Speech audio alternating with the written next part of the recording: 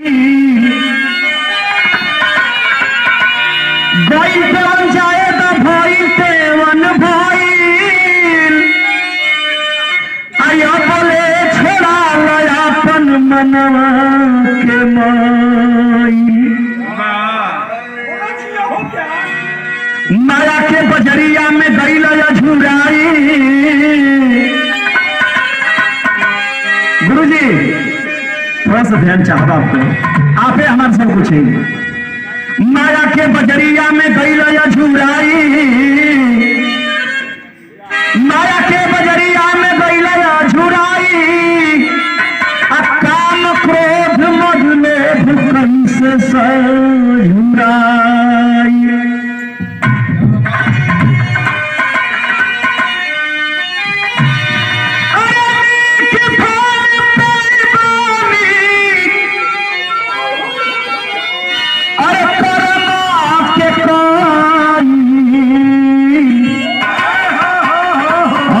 बोले छुड़ा लया अपन मनवा के माई। गुरुजी जेकरा खातिर भरता अपन कमाई, जेकरा खातिर भरता अपन कमाई।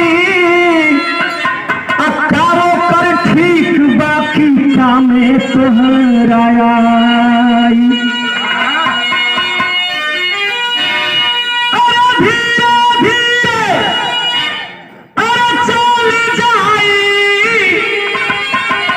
झांकी में कभाई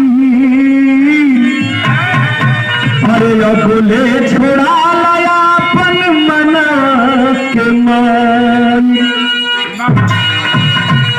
शादी होगा, साथ फेरा लगा था, 7 जन्म तक साथ रहे का वादा होता।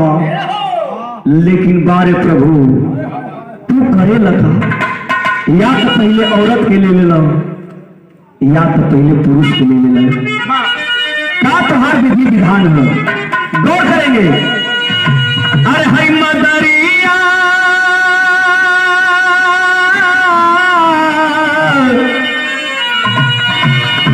अरे प्रभु राम जन्म दिया मदरिया हई मदरिया सब ही के नहाची नचावे। मदरिया सब ही के नहाची नचावे।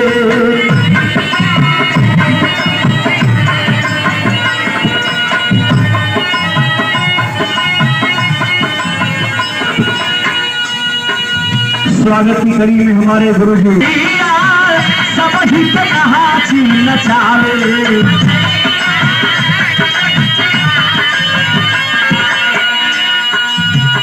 एक डाली से कली तोड़ी के 50 रुपया के पुरस्कार। की डाली से कली तोड़ी के खिलावे मदरिया सब ही के नाची नचावे। मदरिया सब ही के नाची नचावे।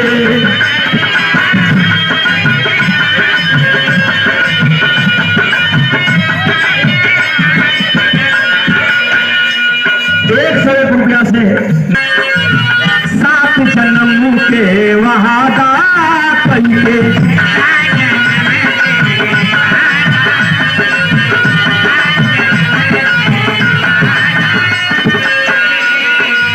गुरुजी विकास थोड़ा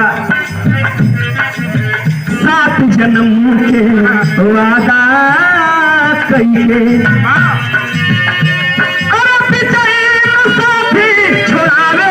मदरिया सब ही के नहाची नचावे।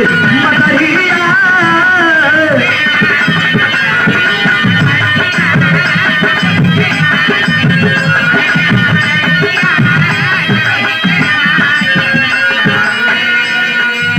ये शरीर के जब जी छोड़ के चल जाएगी, ये शरीर खातिर अंतिम समय में व्यवस्था रह जाएगी।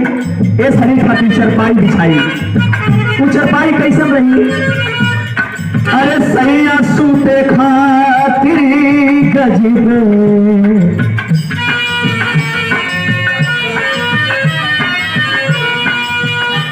अरे सैया सूते खातिर गजबे,